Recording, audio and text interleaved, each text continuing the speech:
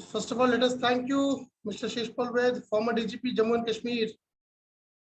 Let us thank you to accept our request to grace the occasion on the subject of communal violence, India's controversial but yet most important and significant aspect of India's glorious history, and also something which will decide the future, provided we take right steps in the present.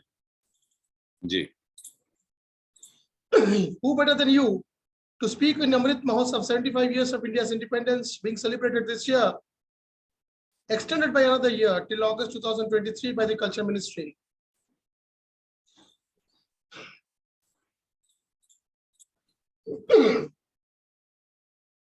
Then we step into the 25 years, the final quarter, to reach 100 years of India's independence. But we should be very careful. The mistakes committed, intentionally or otherwise, by the political dispensation, obviously influenced by the historical aspects, should be either resurrected, revisited with fair, neutral, and future perspective.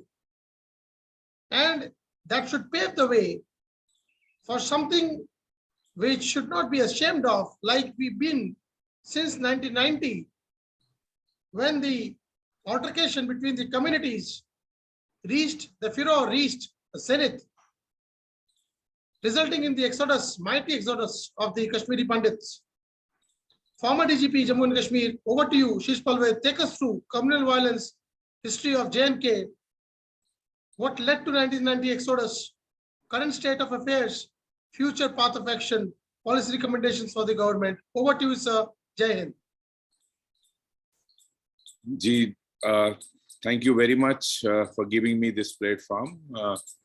Generally, Kashmir had a population which is generally considered peaceful if you see many centuries, but unfortunately, last century saw communal violence taking its toll in the Kashmir Valley. The prominent of them actually last many centuries, the exodus of Kashmiri Pandits, they have been under target of jihadi mindset, the radical Islamist mindset, Ghazwa-e-Hind mindset. Actually, that is where actually the communal violence emanates from. And Kashmiri Pandit, the Hindu community in the valley, has been under the target of these people. The historical facts narrate that 7 times Kashmiri Pandits have been forced to leave valley, and the latest one was the one you saw in 1989 and 90. That is the final ultimate forcing Hindu community to migrate from Kashmir Valley.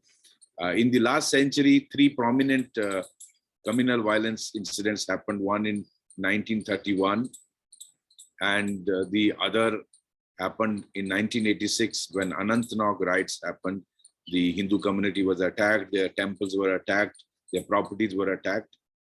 But the major one happened in the year 89, 1991 onwards.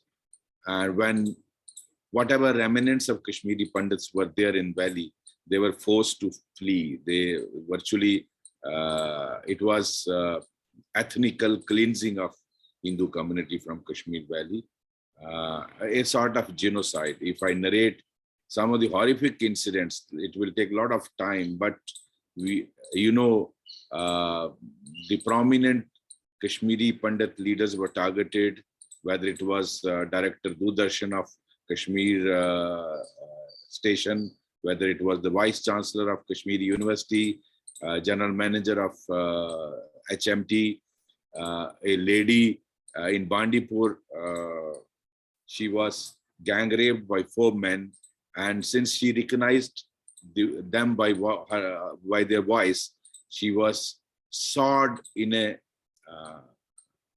the saw which is used to cut the wood.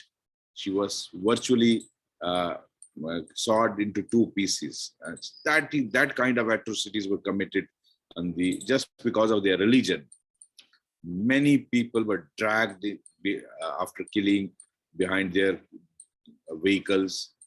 Many of them, their kidnapped, bullet-ridden bodies were thrown. So Justice Ganju was also. Ganju, yes, Ganju's just retired Justice Ganju's incident happened. All these prominent Beach Bazaar in the midst of the central market in Srinagar.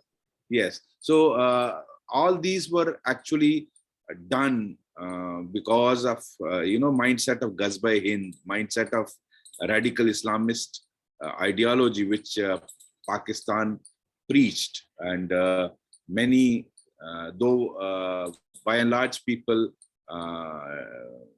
were living amongst both the communities very peacefully, but then this some of the people took on to this ideology and committed untold miseries on Hindu community, forced to flee from Kashmir, ultimately leaving their homes, leaving their family, their whatever wherewithal they had, their properties, their lands, their houses, and they had to run for safety to Jammu region and in Delhi and other parts of the country. See, Pakistan had a game plan in this, and since 47, it has been, when country was divided on the basis of religion, Pakistan, their deep state actually came out with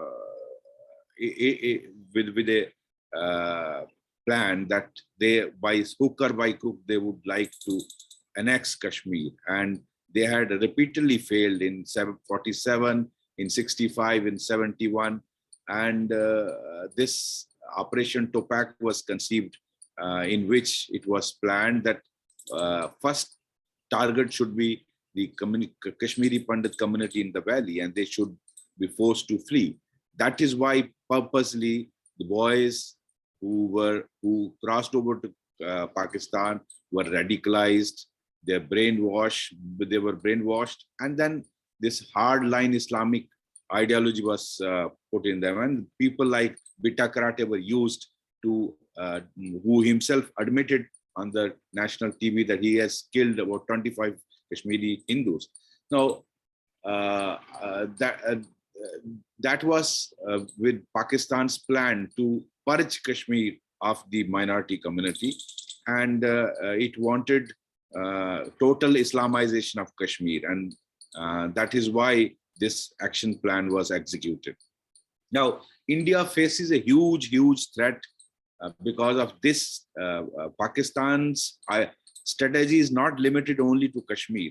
It has tried in other parts of Jammu and Kashmir like Kishtwar, Doda, Bhadrawa, Rajouri, Poonch, areas where you have two communities living for centuries peacefully, radicalizing some of their boys, and ultimately leading to communal riots. But by and large, the Indian security forces and J&K police have been successful in containing these.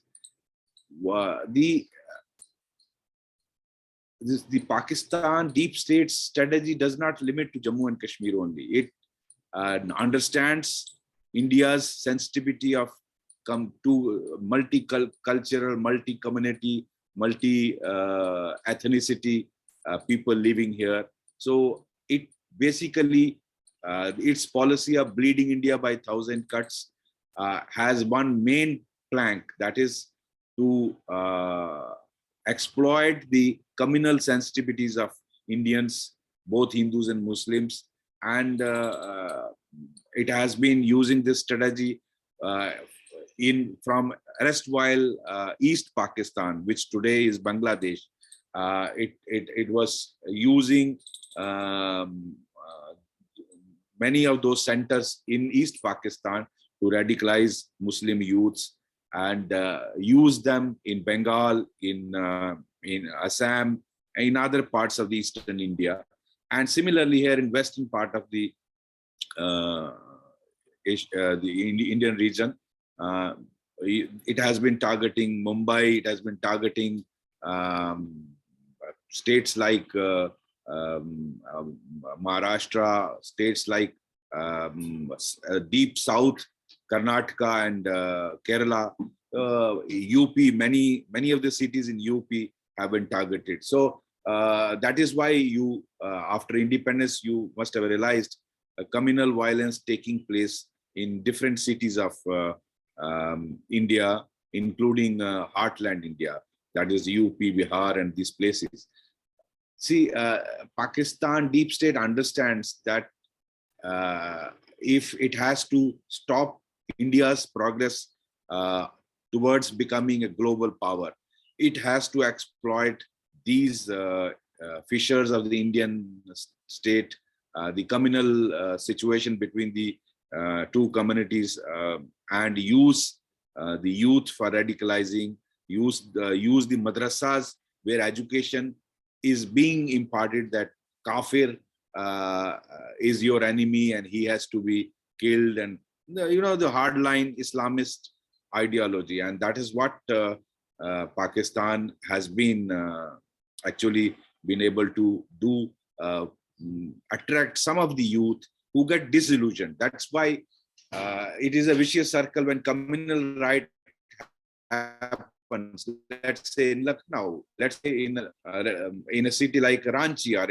in a city like Ghaziabad, Muzaffarabad, Muzaffarnagar, or Kanpur.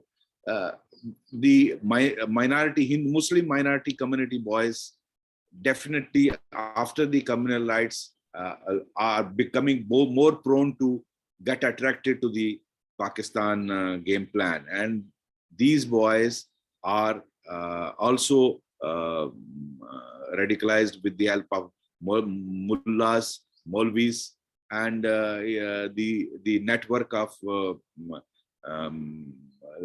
the madrasas which are running all across the country. So this is biggest impediment which I think which can actually stall the progress, because to achieve India's global status and growth, we need to have a peaceful, stable internal security, and this is the biggest threat that India's internal security faces. If a city like Mumbai, or which is financial capital of the country, if it gets hit by communal rights, it gets hit by such a communal situation, it actually stalls the progress of that particular financial capital, Mumbai.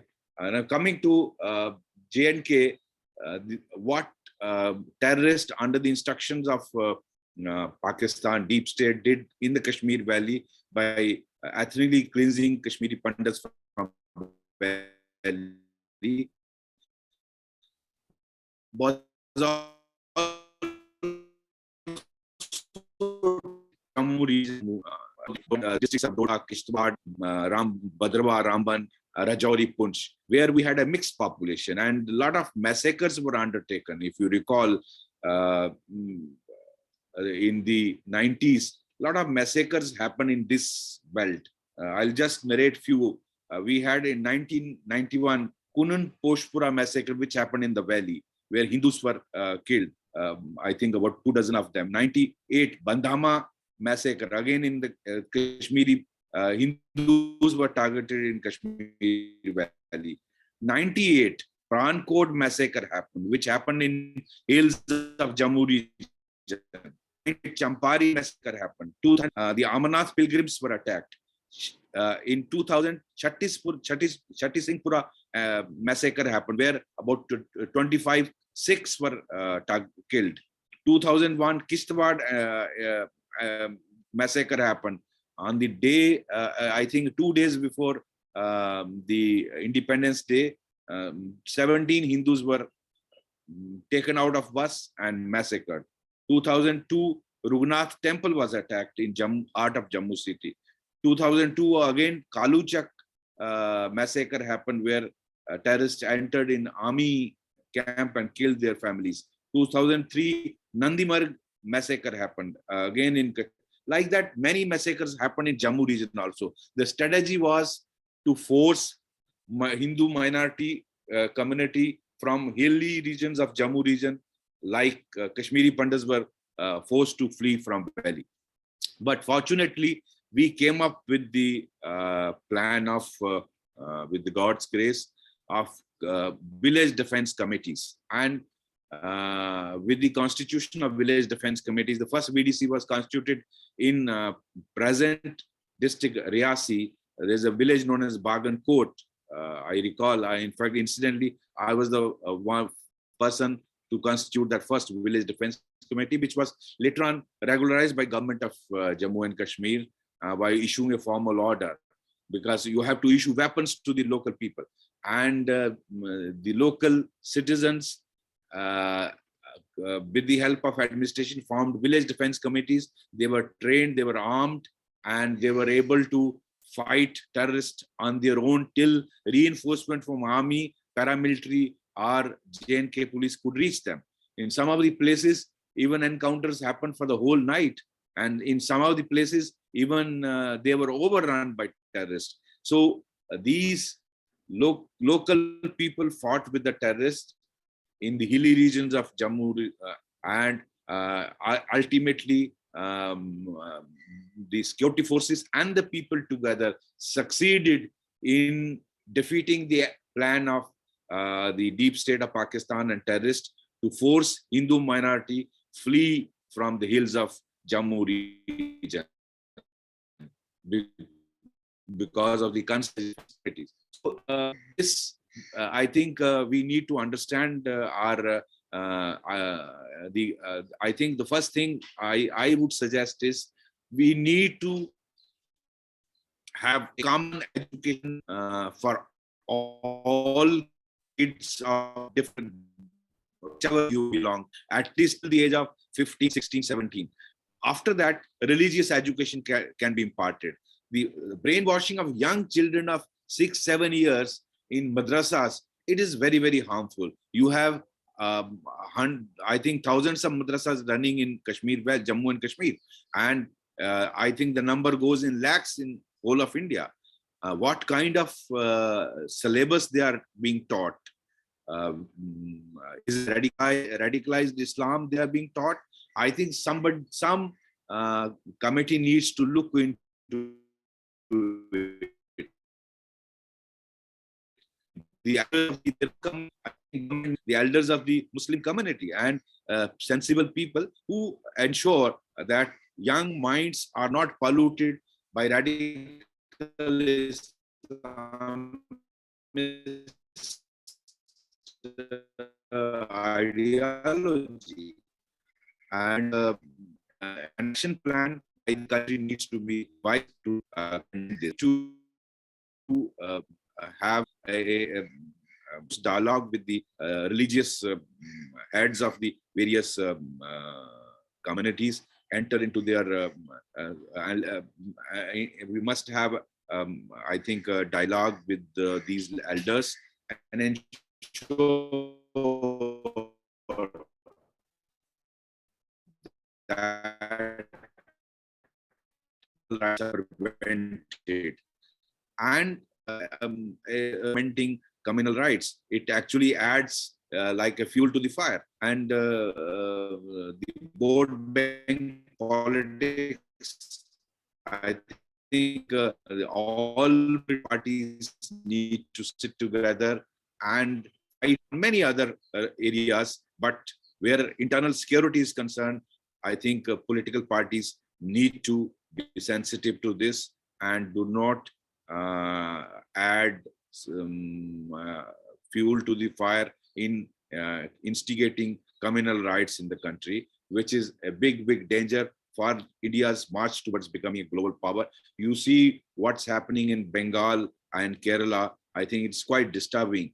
Organization like PFI, Progressive People's Front, SDPI,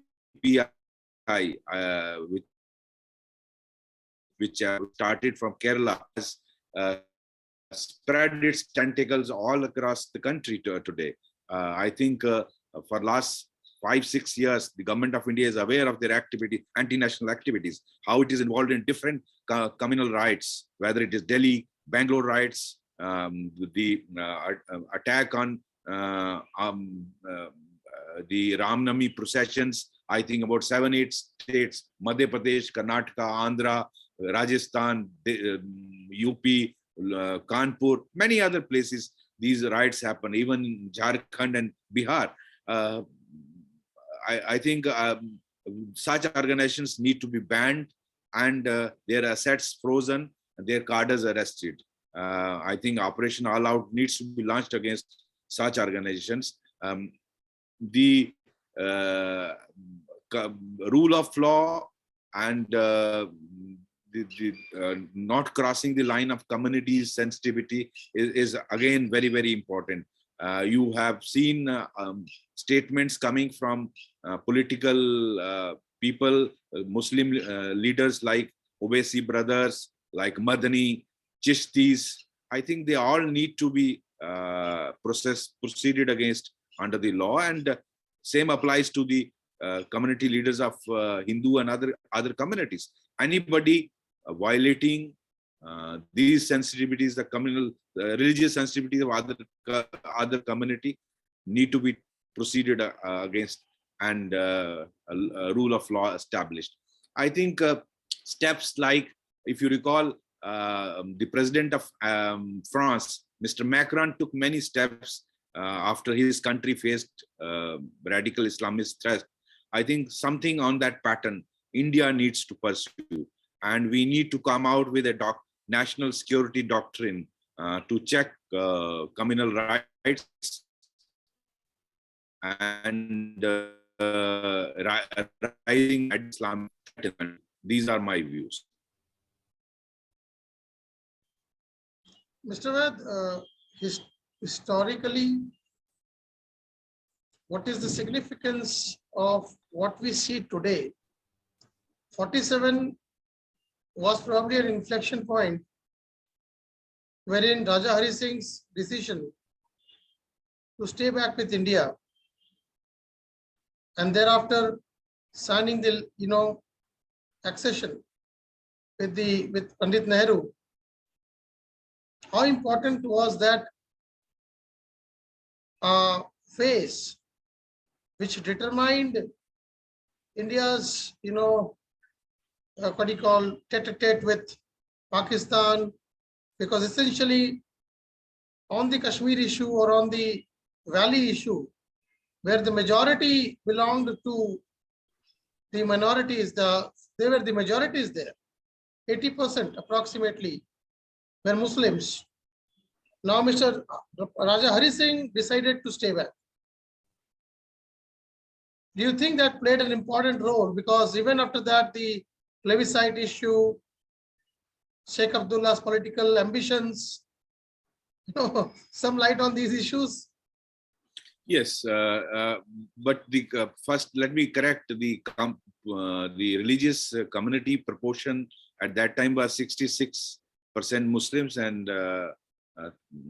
34% Hindus overall in the whole state of Jammu and Kashmir.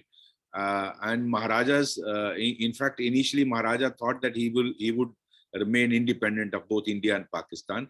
But then when he saw that his remaining independent is not feasible and Pakistan wanted to grab it forcibly, and in fact, Pakistan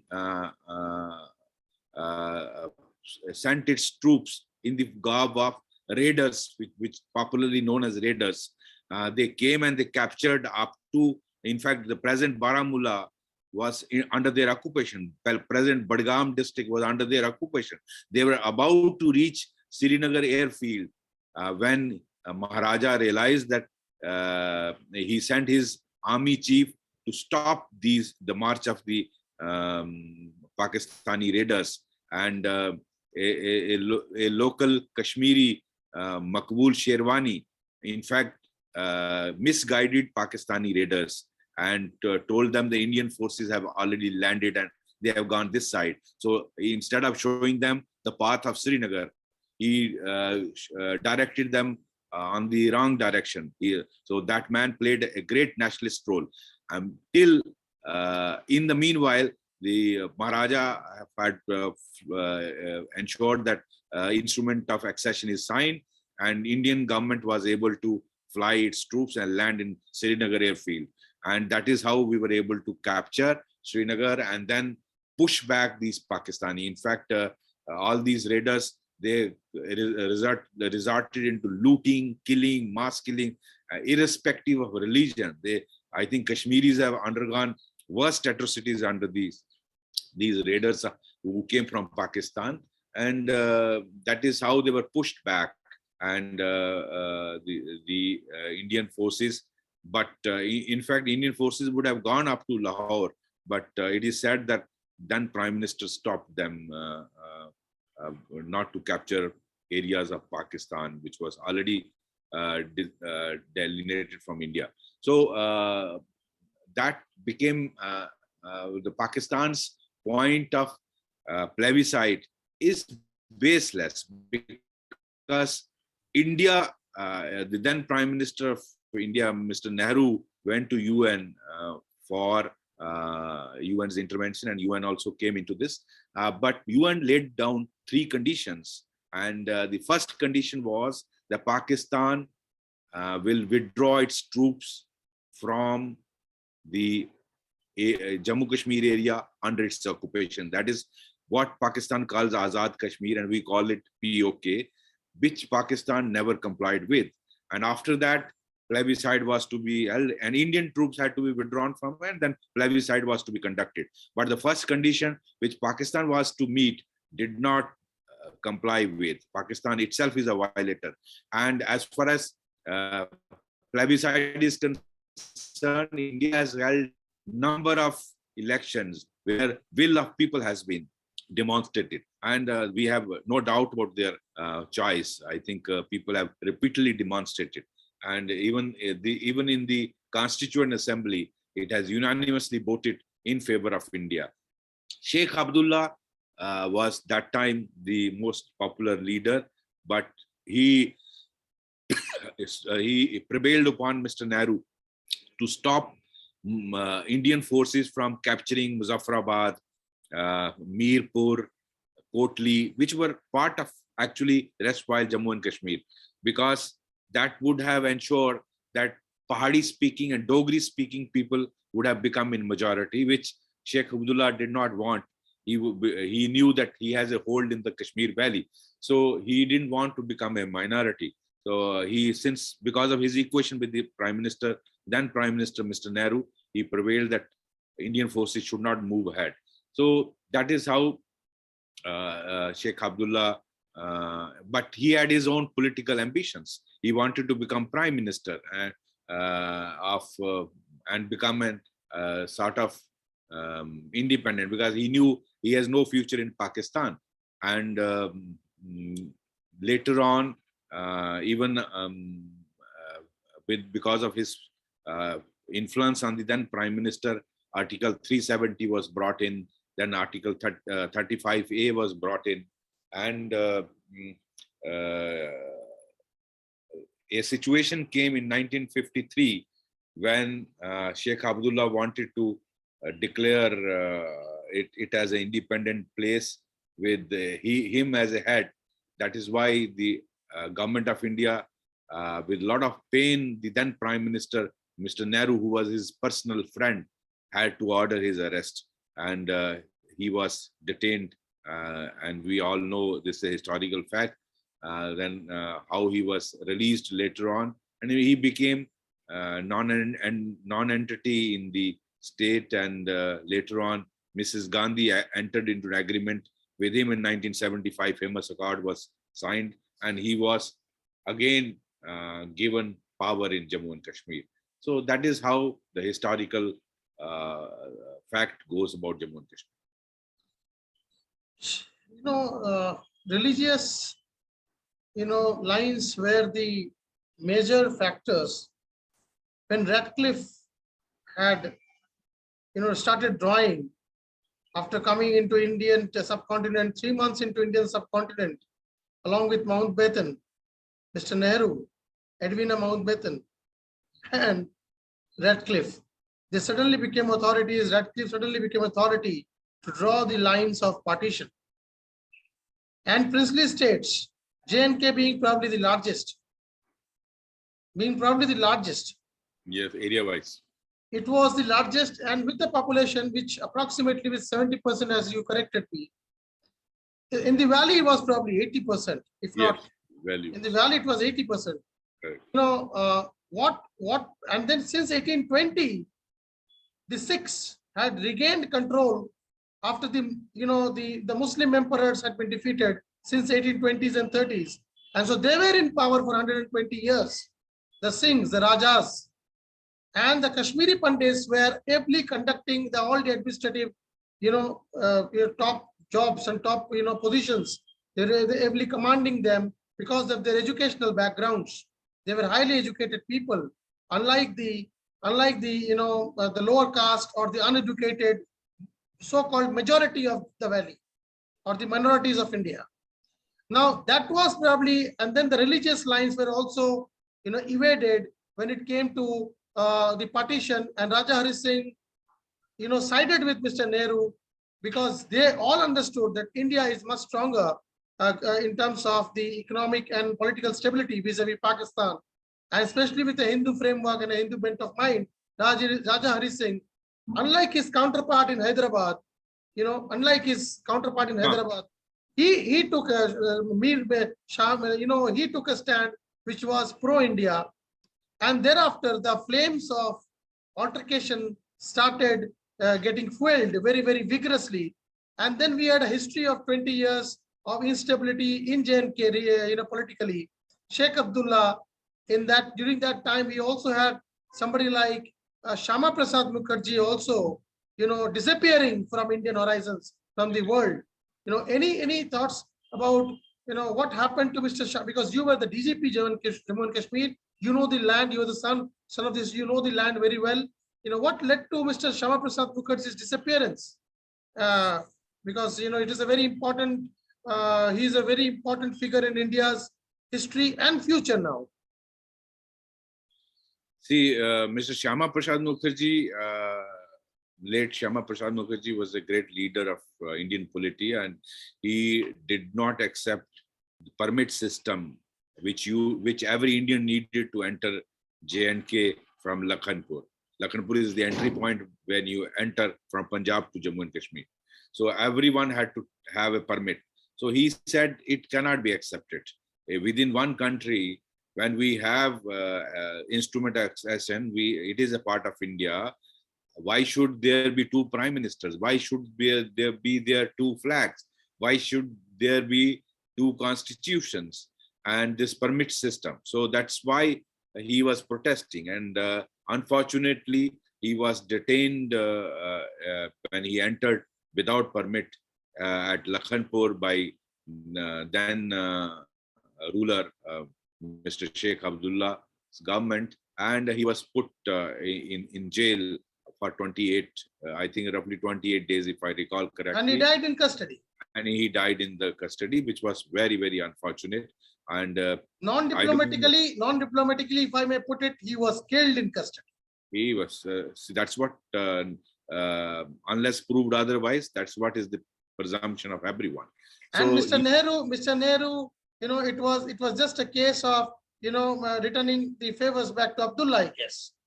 Because Mr. Nehru had a weakness for Mr. Abdullah. We all know that. Many people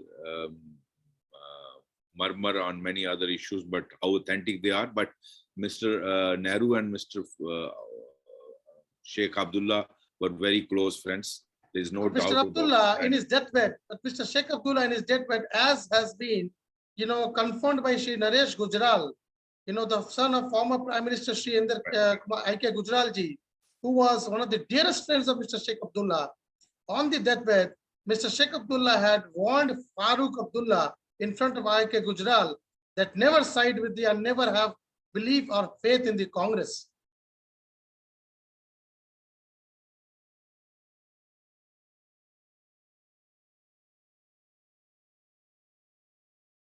Yes, that's I've also heard that. And, like for him before saying before dying, making a statement like this to his son. I think uh, see basically when Sheikh Abdullah formed Muslim Conference, which was later on made as a national conference in when he led an agitation against the then Maharaja in 1931, there was a lot of violence against the then government of Maharaja, and in which police firing happened, and about 13 of those agitators got killed. That's why the violence also, the majority community resorted to violence against the Kashmiri Pandits also. And after that, I think 1931 onwards, slowly the process of this unfinished agenda and the process of radicalizing the minds, the jihadi mindset, the Ghazwa Hind mindset started. And that is what actually led to partition in India. That is what actually led to terrorism in Jammu and Kashmir. And this is the unfinished agenda of creating Ghazwa Hind, and Kashmir is first example of that, because the radical Islamists believe that it is their mandated duty to have Ghazwa Hind in India, and they feel that many of the area already, in terms of Pakistan and Bangladesh, they have already truncated India's part and made it Ghazwa Hind, and remaining part remains unfinished agenda. I think Kashmir is one example of that. But I will have to move on from here, because otherwise we'll get stuck into the same thing repeatedly again and again. According, what do you think exactly? Who is at fault? Is it Mr. Abdullah's ambition? Was it Mr. Nehru's ambition? Was it, the ambition of Raja Hari Singh? Because with the majority of 80% in the valley signing an accession with India, don't you think that was a very, very important reason where the flames kept burning despite a partition being drawn on religious lines? No, I don't think what Maharaja did was right. It was, just because a place is Muslim majority does not mean it become Pakistan's part. Even if today, if you hold a sort of referendum, I don't think Kashmiris will favor Pakistan. In that case, India needs to probably had to be questioned about why they had to send general to capture Hyderabad. Yes. Fine, Hyderabad, yes, but they had to capture because of the will be Hyderabad was within the main land India, so you could not afford a small Pakistan within India. And they had, and another more important reason was that he was the richest man in the world at that time, Nizam. Yes, absolutely, and in fact they were colluding with Pakistan that time. And he never needed privy purses from the government of India. He was filthy rich. He didn't. Second richest man after Elon Musk as per today's valuation, even today. And I'm told he paid money to Pakistan, the newly established Pakistan, a lot of money also he paid. So then again, now if we move on, again, this is a question of subjectivity probably at this level of discussion. But as we move on, 40 years into independence, the flames burning, majority dissented, majority completely dissatisfied with the steps taken by the Congress government, essentially in the center, in collusion with the Abdullahs. Do you think that the Kashmiri Pandits or the Hindus, took it way too far as testing the patience of those people was concerned? Because it 1990 January didn't happen overnight. It didn't happen overnight. Yes, I think lot of agonies the Kashmiri Pandits and Hindus. They were holding back to their assets. They were holding back to the seats. Today, if that kind of a situation happens with a communal disharmony at that level with no political backup or support, and complete what you call ostracization from the central government over 40 years, do you think that the Kashmiri Pandits really took it too far as the patience of the majorities there was concerned? And then we can obviously blend upon the red lists, and we can start talking about why they come up, why they start sprouting despite so many literate, so many high-profile Muslims around us. Why these small young boys in the madrasas? We might not have the madrasas, sir, but today the online education, madrasas might take 10 years to make a jihadi. Online education, click of a button. Yes. Lakhs of jihadis. Yes. National curriculum framework, beware.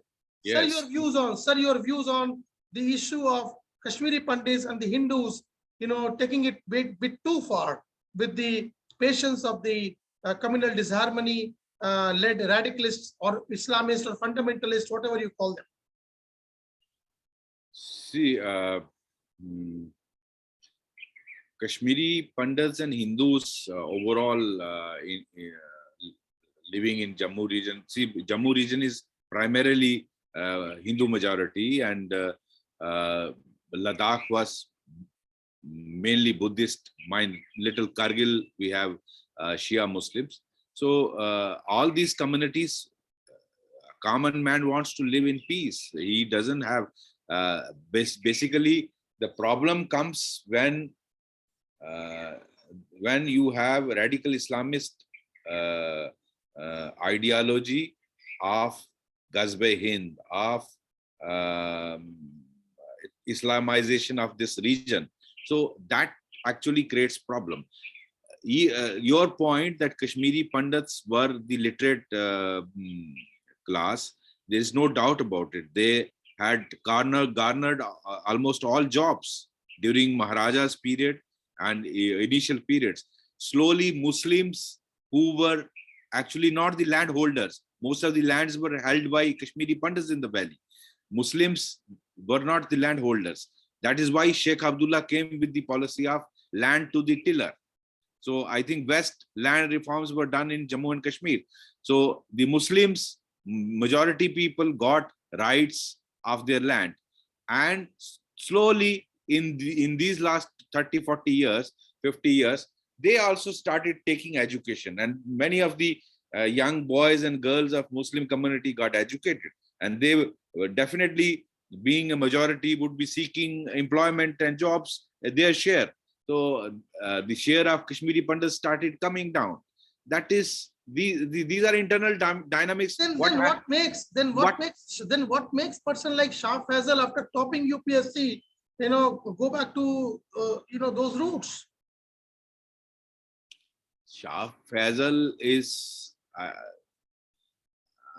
I don't know if you are a Kashmiri Muslim and you are in the competitive exam of India, securing top position. After that also, if you talk of discrimination, then something is seriously wrong with Shah Faisal. Exactly, something seriously wrong somewhere. Yes. So, this is what happened in Sri Lanka. Sri Lanka, if you see, why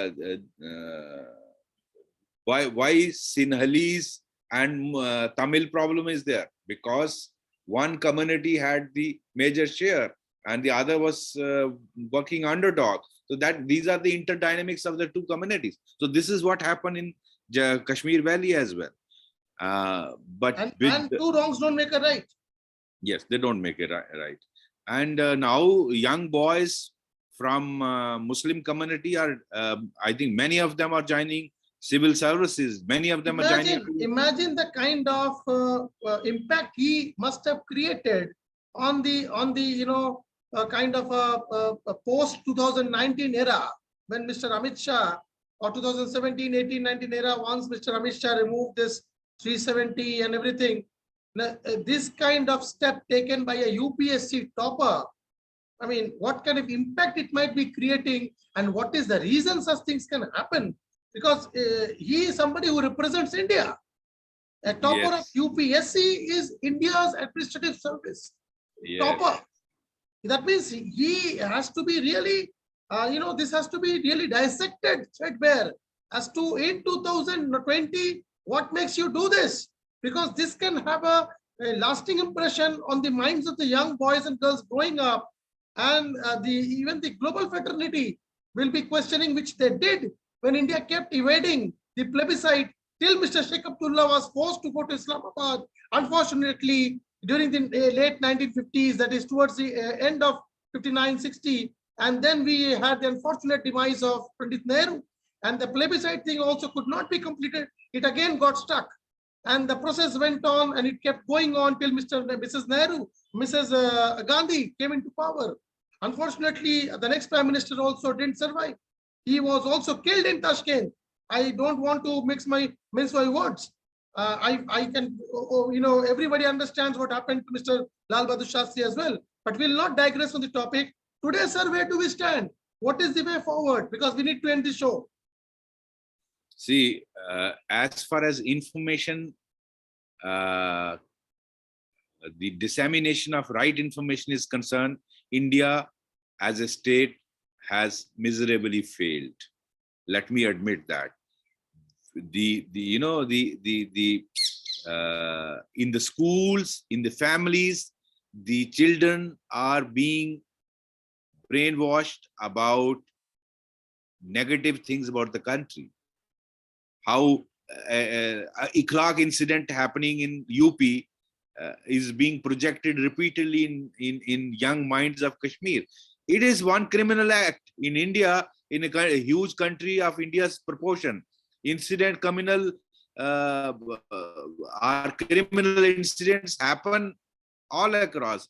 But then this gets repeatedly bombarded in young minds in Kashmir. And the boys are told by not only the educational institutions, the teachers, the community, the leaders, the families, how these are negative things whereas it should have been the other way around. How it is bad in Pakistan and how they have benefited by joining India. How much rights and how much big economy they are joining. How much liberty and freedom they get by joining India. I think on this front, the government of India and the state governments have miserably failed. That is why. Pardon me? Economically, India has done very well in this part of Jammu and Kashmir. If you compare it with POK, POK doesn't have even one medical college. You have 7 medical colleges here. POK doesn't have an institution like AIMS. You have 2 AIMS coming up in Jammu and Kashmir. POK doesn't have any institutions like IITs, IIMs. We have two coming here in Jammu and Kashmir. So you just can't compare the metro, the trains, the industrial development, the highways, the roads, the tunnels, the infrastructure-wise airports. India's Jammu Kashmir is way ahead of what Pakistan occupied Kashmir has. Are you telling me today's Jammu and Kashmir youth is not running pillar to post for employment opportunities? Employment opportunities is a problem all across the country because of last 2, 3, 4 years. But yes, Jammu Kashmir is much better placed than any other state. That's a very important admission from a former DGP, recently retired DGP. Indian government, today's India, today's Jammu and Kashmir, the youth, the people, this is from the DGP's mouth. He's saying that employment opportunities is very, very, very, very nice in Jammu and Kashmir. It's really getting better by the day. If that is the case, then I think India is in a very good position. Sir, finally, 2, 3 suggestions for the government of India. Yes, one is government of India should have a long-term perspective planning and an action plan for Jammu Kashmir. Don't deal it like a reactive, one incident happened and government deals with it.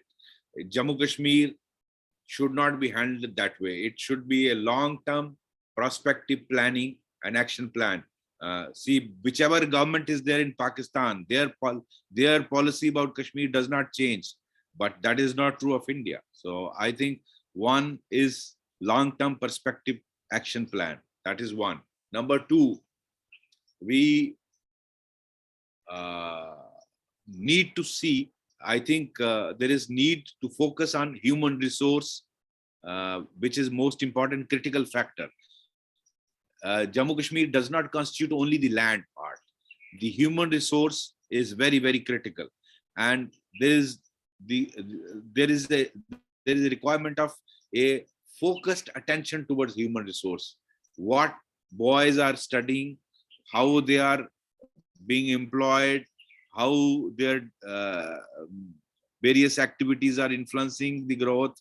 I think we need to look into this, look into the proper educational system, involve the society at large. Don't leave it to only bureaucracies and security forces.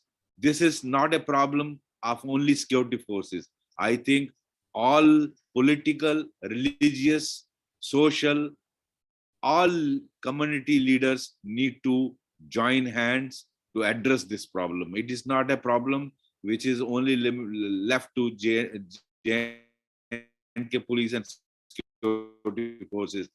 Everyone has a stake in this. It affects everyone. Last particular season, there were not even one room available in Kashmir Valley. So in so much of huge influx of tourists, in spite of some incidents happening, imagine if there is a complete normalcy in Kashmir, it would be a win-win situation for everyone. But then we have to be very, very wary of Pakistan, because the deep state Pakistan's policy has not changed. It continues to radicalize young boys. We need to focus on social media, how it is being misused to radicalize. As you said, there is an online syllabus available from Pakistan for madrasas. So what mechanism we need to put into to ensure that this does not happen? I think India is a superpower, a tech superpower. Our young minds can definitely find a solution to ensure that such radical material from Pakistan does not reach Kashmiri youth. Of course, we can't go the China way. China does not allow its Google and other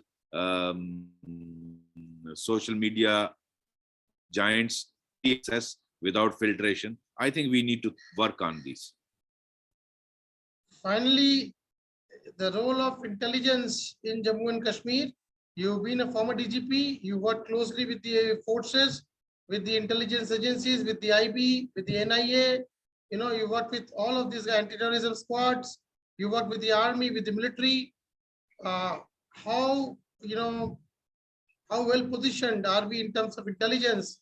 Because I'm not very sure if Pulwama can happen, we are not in safe hands. True. See, we also need to ensure that no young boy joins terrorism. And on this front, we need to work. Why boys are joining terrorism? There are so many institutions of higher education in Kashmir Valley. Has one institution of higher education gone into a study what prompts a young boy to leave a bright career and join terrorism? So I think we need to focus on this front. Number two, zero infiltration and zero coming of terrorists inside the territory. We should work, though with the fence coming up after 2002 and 3, the drop of terrorism has come down to from 100% to 10%.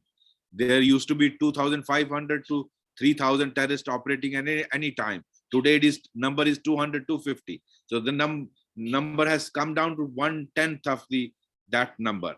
But even this number, we need to completely check. And on this front, the army, Indian Army, the BSF has to work. Though Pakistan is using drones and using all new technologies, using tunnels.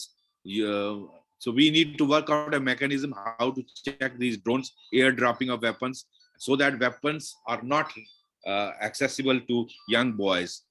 The role of intelligence agency, you said, yes, intelligence agencies is very, very critical.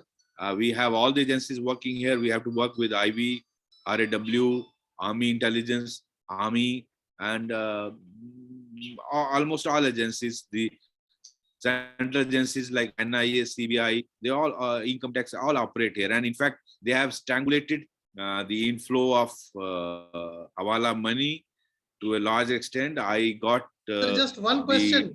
One question, you know, you're right. When you say you work with so many agencies there, despite all that, Srinagar is not a very, very densely populated region, if I am, not wrong, because I have been lucky to have visited and spent some time in Srinagar, right up to Saibabad and those regions, Gulmarg, Pathan, all those places.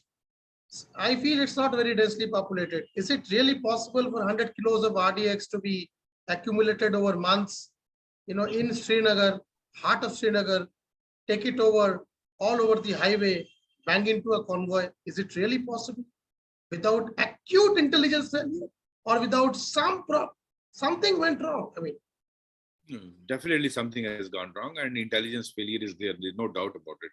And it is, see, we still have people who are helping terrorists. There's no doubt about it. Exactly. Because when I was in Srinagar, I could understand, as they used to joke, people used to joke and say, neighbors know the color of the urine that you pass every day. अगर इतनी transparency है, इतनी छोटी सी जगह है, तो इतना बड़ा ऑपरेशन कैसे हो गया इतने बड़े देश में, जहां पर इतने सालों से इतनी बड़ी एक प्रॉब्लम हमारे सर पे लटक रही थी? ये जैसी चीजें अगर हो गई तो क्या in the future are we safe? At least we need to ensure that nothing close to anything like that should ever happen in this country, probably when we reach the 100th year of independence. Thank you, Mr. Vaid. Sir, it was a pleasure because you gave us so much time, and I hope that we didn't disappoint you. Thank you so much. It was lovely interacting with you. Thank you. God bless.